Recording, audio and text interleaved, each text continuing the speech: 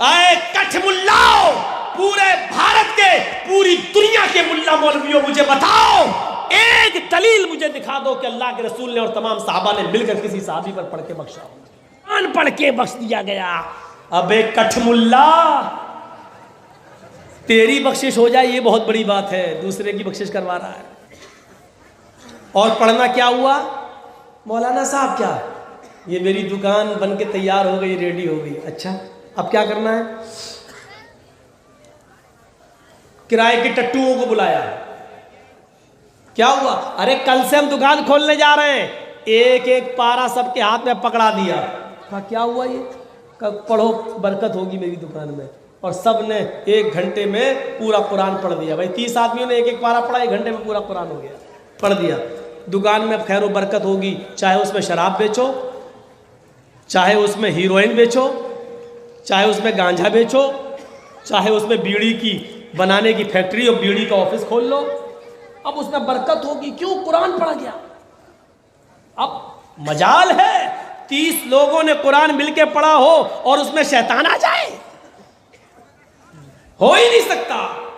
مولوی جرجیز جیسے لوگوں نے قرآن پڑھا ہے بھائی، اب تو وہ سیدھا اس میں جو کچھ بھی ہوگا سب جائز ہے۔ ایک یہ ہے قرآن پڑھنا، ایک قرآن پڑھنا کیا ہوا؟ کوئی مر گیا، دوسرے دن اس کے گھر میں ٹھلوے جمع ہو گئے۔ ٹھلوے جانتے ہو؟ کرائے کے ٹٹو جمع ہو گئے، کیا ہوا؟ مرنے والے پہ قرآن پڑھا جائے گا، بخش دو، ایک ایک پارا سب کو پکڑا دیا، لو پڑھو۔ الحمدللہ اللہ مرنے والے کو جنت دے، اللہ مرنے والے کو پورا قرآن کا ثواب عطا فرما، ہم نے جو پڑھ دیا پورا اس کا ثواب مرنے والے کو ملے۔ 30 پارے پڑھ کے مرنے والے کو ثواب پہنچا دیا گیا۔ اب مرنے والے نے جتنے بھی گناہ کیے ہوں گے سب معاف، سیدھے جنت الفردوس میں چلا جائے، پورا قرآن پڑھ کے بخش دیا۔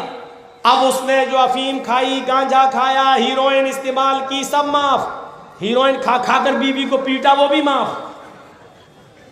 شراب پی پی کر آیا اور اپنی بیوی کو مارا، وہ بھی معاف۔ کیوں؟ قرآن پڑھ کے بخش دیا گیا۔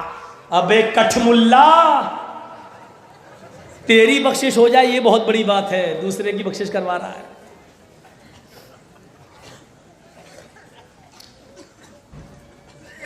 کہیں نہیں ملتا۔ اللہ کے رسول صلی اللہ علیہ وسلم اس دنیا سے رخصت ہوئے تو صحابہ کرام نے قرآن پڑھا ہو، ابو بکر اس دنیا سے رخصت ہوئے تو صحابہ نے قرآن پڑھا ہو، اللہ کے رسول صلی اللہ علیہ وسلم کی بیٹی زینب کا انتقال ہوا ہو تو اللہ کے رسول نے قرآن پڑھ کے بخشا ہو، اللہ کے نبی کی بیٹی رقیہ کا انتقال ہوا تو اللہ کے نبی نے قرآن پڑھ کے بخشا ہو، یا صحابہ نے آ کر قرآن پڑھا ہو، نبی کی تیسری بیٹی ام کلثوم کا انتقال ہوا، کبھی اللہ کے رسول نے اور صحابہ نے قرآن پڑھ کے بخشا ہو، اللہ کے نبی کے زمانے میں اتنے صحابہ کا انتقال ہوا، کبھی سارے صحابہ اور اللہ کے رسول نے جمع ہو کر کبھی قرآن پڑھ کے بخشا ہو۔ اے کٹھ ملاؤ، پورے بھارت کے، پوری دنیا کے ملا مولویوں، مجھے بتاؤ ایک دلیل مجھے دکھا دو کہ اللہ کے رسول نے اور تمام صحابہ نے مل کر کسی صحابی پر پڑھ کے بخشا ہو۔ اب کیا جواب دیں گے اس کا؟ نہیں، نبی نے اور صحابہ نے تو نہیں بخشا، اس لیے کہ صحابہ تو ویسے ہی جنتی ہیں، ان پہ پڑھنے کی ضرورت ہی نہیں تھی۔ تو اس کا مطلب صحابہ ویسے ہی جنتی ہیں، وہ نماز نہیں پڑھتے تھے کیا؟ روزہ نہیں رکھتے تھے کیا؟ اچھا ٹھیک ہے، صحابہ کو ضرورت نہیں تھی، نبی کو ضرورت نہیں تھی، تو اس کا مطلب یہ ہے کہ ہمیں ضرورت ہے، اس کا مطلب یہ ہے کہ ہم جس پر پڑھتے ہیں وہ بخش دیا جاتا ہے، تو اس کا مطلب یہ ہوا کہ ہم لوگوں نے جتنے بھی گناہ کیے قرآن پڑھ کے بخش دو، ہم جنتی ہو جائیں گے۔ یہ سرٹیفکیٹ دے رہے ہیں آپ نا، سرٹیفکیٹ، ایک دلیل نہیں ملتی ہے۔ مرنے والے کے لیے صرف آپ یہ کام کر سکتے ہیں، مسجد میں گئے، آپ نے ظہر کی نماز پڑھی، نماز پڑھنے کے بعد امام کا انتظار مت کیجئے، آپ دعائیں پڑھنے کے بعد اپنے دونوں ہاتھ اٹھائیے، ظہر پڑھیے، عصر پڑھیے، مغرب پڑھیے، عشاء پڑھیے، فجر پڑھیے، اور بہتر تو یہ ہے کہ رات میں اٹھ کر تہجد کی نماز پڑھنے کے بعد آپ اپنے دونوں ہاتھ اٹھا کر دعا کریں، اللہ میرے باپ کا انتقال ہو گیا ہے، وہ غریق رحمت ہو گئے، تیری رحمت کو جا چکے ہیں۔ اللہ انسان ہونے کے ناطے ان سے جو گناہ ہوئے تو ان کو معاف کر دے۔ اے اللہ میرے باپ کی مغفرت فرما دے، اللہ میری ماں کی مغفرت فرما دے۔ یہ دعا آپ کر سکتے ہیں، اس کی اجازت اللہ کے رسول نے دی ہے کہ نیک بیٹا اپنے ماں باپ کے لیے دعا کر سکتا ہے، اولاد اپنے ماں باپ اور رشتہ داروں کے لیے صدقہ و خیرات بھی کر سکتی ہے۔ یہ لیجئے 1000 روپیہ میں دے رہا ہوں، مسجد میں لگا دیجئے۔ اے اللہ دل میں نیت کر لیجئے، یہ میں مسجد میں جو 1000 روپیہ دے رہا ہوں، اس کا ثواب تو میرے باپ کو دے دے، میری ماں کو عطا فرما دے، میری بڑی بہن کو عطا فرما دے، میرے بڑے بھائی کو عطا فرما دے۔ آپ کچھ کپڑا خرید لیجئے، غریبوں کو وہ کپڑا پہنائیے، دے دیجئے اور نیت کریے اللہ اس کا ثواب میرے ماں باپ کو عطا فرما۔ آپ کو بھی ملے گا اور آپ کے ماں باپ کو بھی ملے گا۔ آپ یہ کام کر سکتے ہیں۔ یہ جلسہ اسلامک لائبریری کے نوجوانوں نے کیا ہے، آپ اس میں بھی مدد کر سکتے ہیں اور صدقہ و خیرات بھی کر سکتے ہیں۔ آپ یہاں لا کر بھی نیت کر سکتے ہیں کہ ہم 10,000 روپے اس لائبریری کے لیے دے رہے ہیں، یہاں دینی کتابیں آئیں گی، کیرم بورڈ کھیلنے کے بجائے لوگ اس لائبریری میں آ کے پڑھیں گے اور علم حاصل کریں گے۔ 1-8 گھنٹہ جو وہ میچ میں کھیلنے میں، کرکٹ کھیلنے میں گزارتے ہیں، وہ یہاں مطالعہ کریں گے۔ اس لیے آپ یہاں پر بھی صدقہ و خیرات کر سکتے ہیں، دے سکتے ہیں اور نیت کر سکتے ہیں کہ اللہ اس کا ثواب میرے ماں باپ کو ملے۔ یہ ساری چیزیں جائز ہیں، یہ طریقہ جائز ہے، لیکن یاد رکھیے قرآن پڑھ کر نہیں بخشا جا سکتا ہے۔ اگر قرآن پڑھ کر بخشنا جائز ہوتا تو نفل نماز پڑھ کر بخشنا بھی جائز ہوتا، نفلی روزہ رکھ کر بخشنا بھی جائز ہوتا، لیکن یہ بات طے ہے کہ مرنے والا مر گیا، اب اس کے لیے نہ نماز پڑھ کر بخشی جائے گی، نہ روزہ رکھ کر بخشا جائے گا۔ اس کے لیے حج کرنے کی اجازت ہے، لیکن معاف کیجئے اس میں بھی بندشیں لگی ہوئی ہیں، بندشیں لگی ہوئی ہیں۔ میرے ماں باپ مر گئے، مردہ ماں باپ کی طرف سے حج کیا جا سکتا ہے یا نہیں کیا جا سکتا؟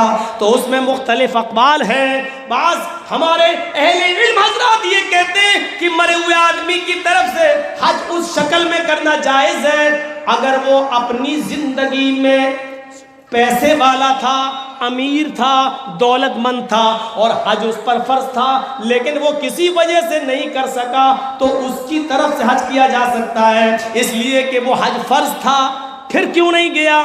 اس نے سوچا بیٹی کی شادی ہو جائے، بیٹے کی ہو جائے تب جائیں گے، حج فرض تھا پھر نہیں گیا تو اس کی طرف سے کیا جا سکتا ہے۔ جیسے ہمارے اوپر روزے فرض ہیں، ہم 30 روزے رکھنا چاہتے ہیں، رمضان کے 30 روزے، لیکن ہماری سفر میں 5 روزے چھوٹ گئے، رمضان کا مہینہ چلا گیا، 30 روزوں میں ہم نے 25 رکھے، 5 بیماری کی وجہ سے یا سفر میں چھوٹ گئے، نہیں رکھ پائے، دوسرا رمضان آنے سے پہلے ہمیں وہ 5 چھوٹے ہوئے روزے رکھنا تھے، لیکن بغیر رکھے ہوئے ہم مر گئے، ہمارا انتقال ہو گیا تو وہ 5 چھوٹے ہوئے روزے ہم پر قرض ہیں۔ اب یہ قرض ہمارا بیٹا اتارے گا، وہ 5 روزے رکھے گا، یا ہماری بیوی 5 روزے رکھے گی؟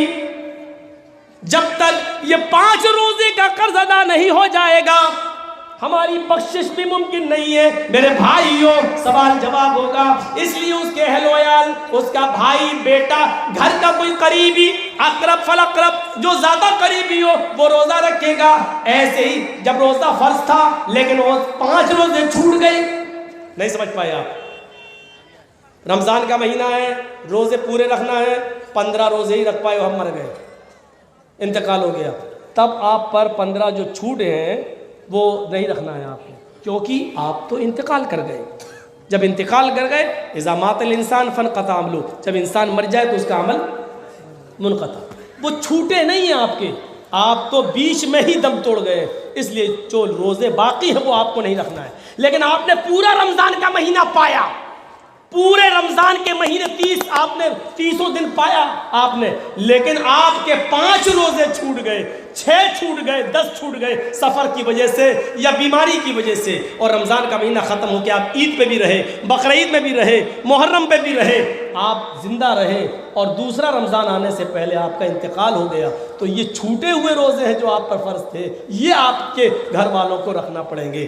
ایسے ہی جس کے اوپر حج فرض تھا اور حج نہیں کر سکا تو اس کی طرف سے حج کیا جائے گا، اس کے بچے یا اس کے اہل و عیال حج کریں گے اس کی طرف سے، کیونکہ اس کے اوپر حج فرض تھا لیکن وہ غریب تھا، وہاں تک جانے کی طاقت ہی نہیں تھی، اس کے اوپر حج فرض ہی نہیں تھا، تب ایسی صورت میں اس کی طرف سے حج نہیں کیا جائے گا۔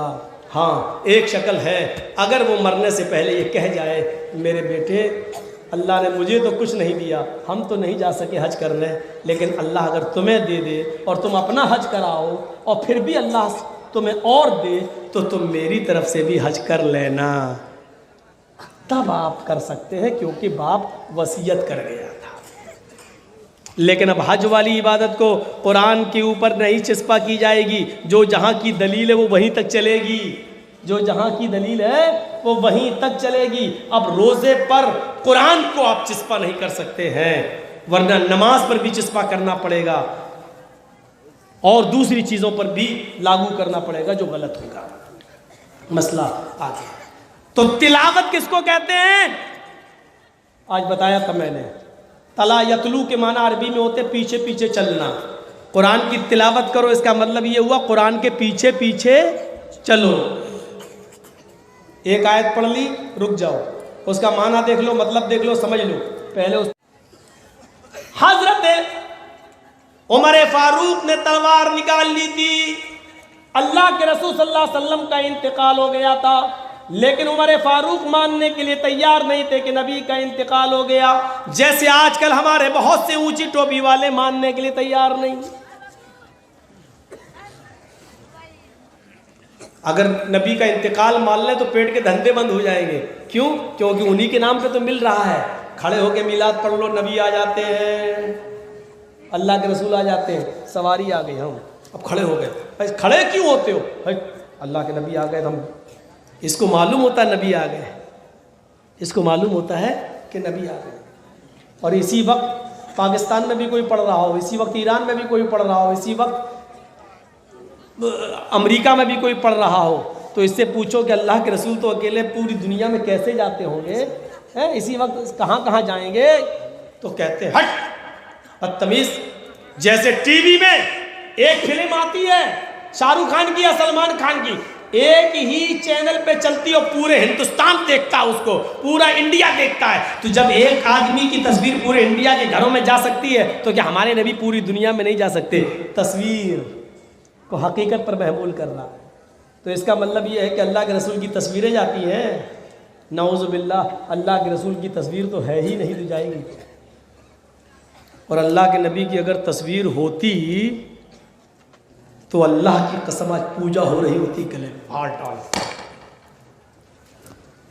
میں ایک بار جب پاکستان گیا تو جیسے ہندوستان میں جب مندر کئی اسٹیشن پہ پڑتا ہے تو ہندوؤں کو آپ دیکھیں گے وہ ایسے کرتے ہیں، کوئی مندر گاڑی چل رہی ٹرین مندر دیکھا ہوں تو آگے بڑھ گئی، ایسی پاکستان کے اندر بہت سی ٹرین سے اگر سفر کریں گے اور لاہور سے کراچی تک آپ جائیں گے تو 24 گھنٹے کا سفر ہے، 24 گھنٹے کا ٹرین سے، تو بہت سی اسٹیشنوں پر مزار بنے ہوئے ہیں، تو وہاں مسلمان باقاعدہ کھڑکی کھول لیتے ہیں، اب اسٹیشن آ رہی مزار آنے والا ہے، تو جیسے ہی گزرتے ہیں گاڑی گزرتی ہے اسٹیشن سے تو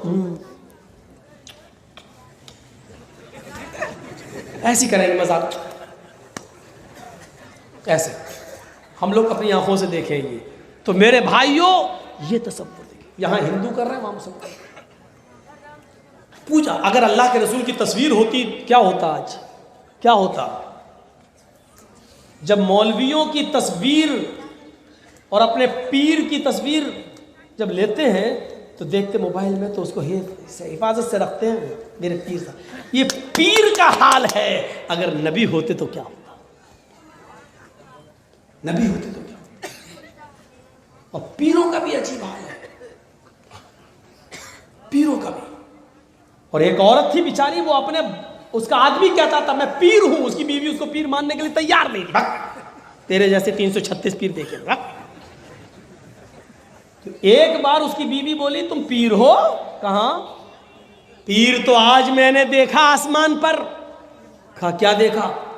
ارے ہوا میں مصلا بچھا کر جائے نماز بچھا کر کھڑا تھا اور نماز پڑھ رہا تھا اور اڑتا ہوا جا رہا تھا. وہ تھا پیر. اس کو چڑھ گئی شاید وہ کلیہ چک والی ہوگی, ڈرنک چڑھ گئی. تم نے دیکھا ہوا میں؟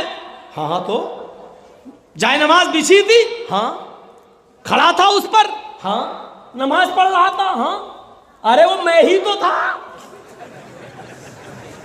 اپنی بیوی کو بولا ارے وہ میں ہی تو تھا. اس کی بیوی بولی تم تھے؟ ہاں مجھے لگا تم تھے.